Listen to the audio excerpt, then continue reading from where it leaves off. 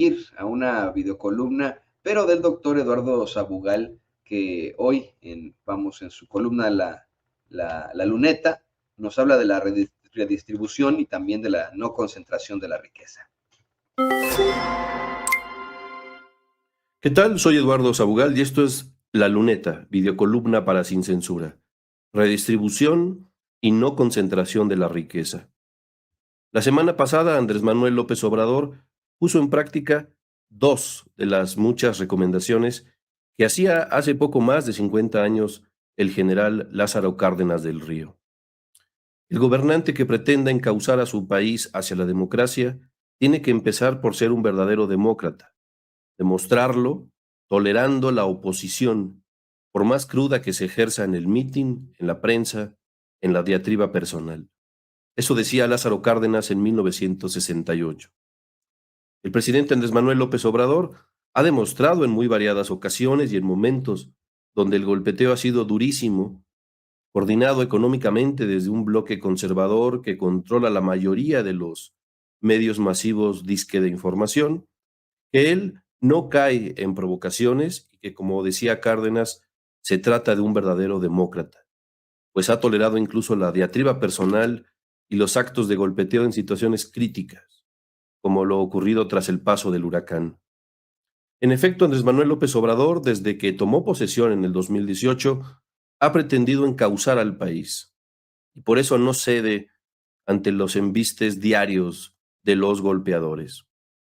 El fin de semana pasado, tras una gira de trabajo por Guerrero y Oaxaca, acompañado por diferentes miembros de su gabinete, Andrés Manuel López Obrador tenía programada la inauguración del Centro de Rehabilitación para Niñas y Niños con Discapacidad en la montaña.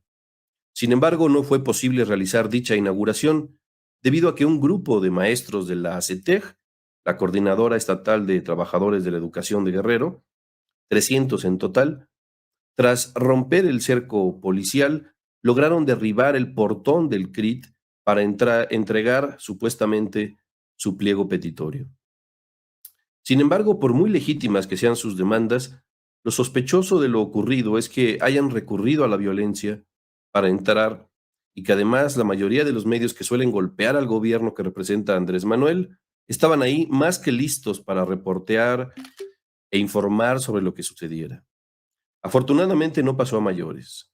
Andrés Manuel López Obrador, cual verdadero demócrata, prefirió no aferrarse a cortar el listón inaugural del centro de rehabilitación y evitó la confrontación. Qué casualidad que estuvieran ahí, como dijo el propio presidente, todos los medios de manipulación, incluido el inmundo Pasquín del Reforma. En las cuentas de ex Twitter de El Universal o de López Dóriga se le dio cobertura y eco. ¿De cuándo acá le importan a esos medios las movilizaciones magisteriales? ¿De cuándo acá no criminalizan a los maestros?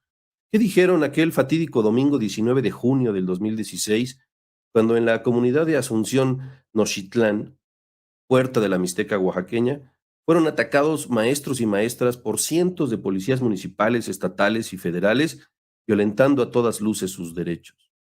¿Dónde estaban los medios que hoy hablan de cerrazón o de imposibilidad de diálogo aquel 19 de junio del 2016, cuando durante los enfrentamientos al menos 8 personas resultaron fallecidas, 103 lesionadas y 46 personas afectadas por la exposición a gases lacrimógenos?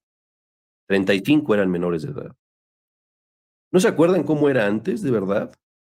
¿Acaso la oposición golpista buscaba un enfrentamiento de ese tipo?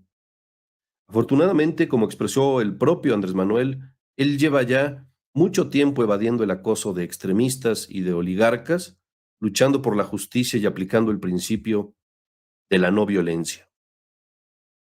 Pero ¿por qué se pretendía descarrilar la exitosa gira de 5 días por Guerrero y Oaxaca del presidente? Precisamente porque la oposición se da cuenta que la realidad, los hechos, se imponen aplastantemente. Sin ir muy lejos, la concentración de la riqueza, como venía sucediendo durante décadas de neoliberalismo, ya no es la misma. Y aquí Andrés Manuel López Obrador ha seguido otro de los últimos consejos del general Cárdenas.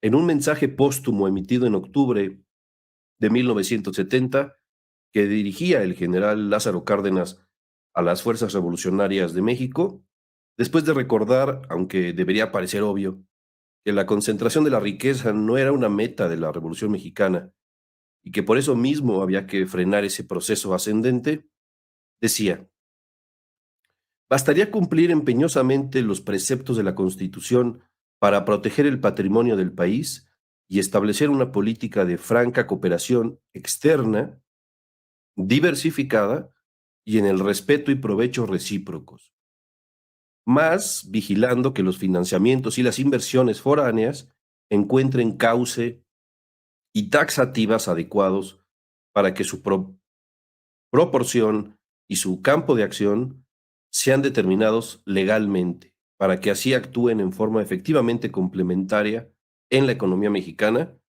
y que las aportaciones técnicas, científicas y culturales obren en provecho del país. Eso decía Lázaro Cárdenas en 1970. Pues bien, hoy, noviembre del 2023, ya se están licitando los polos de desarrollo del tren interoceánico, los polos del Istmo y el cercano a Ixtepec.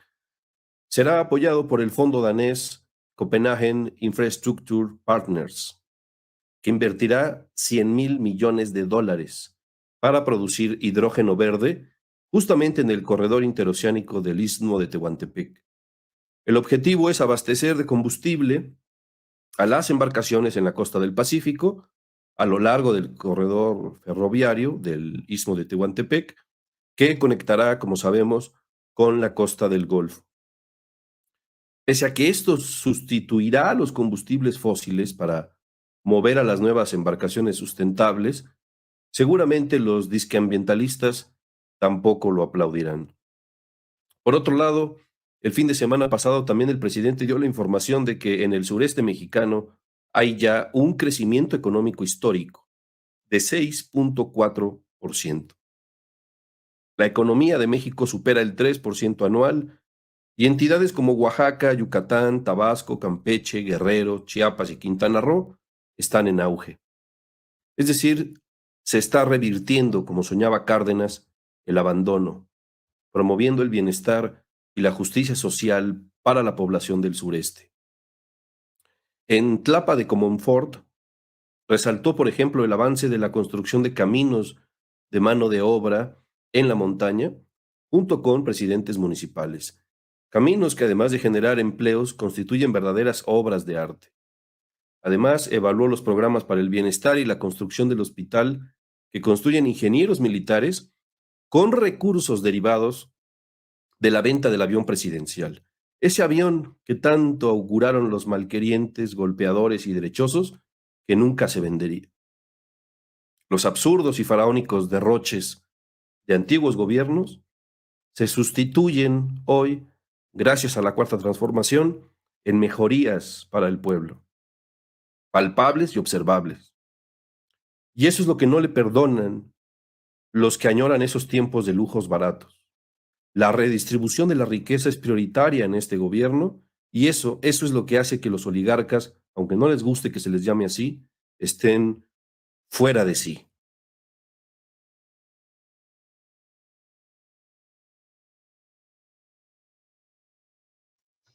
Pues muy interesante esto que nos plantea el doctor Eduardo Sabugal aquí en Sin Censura.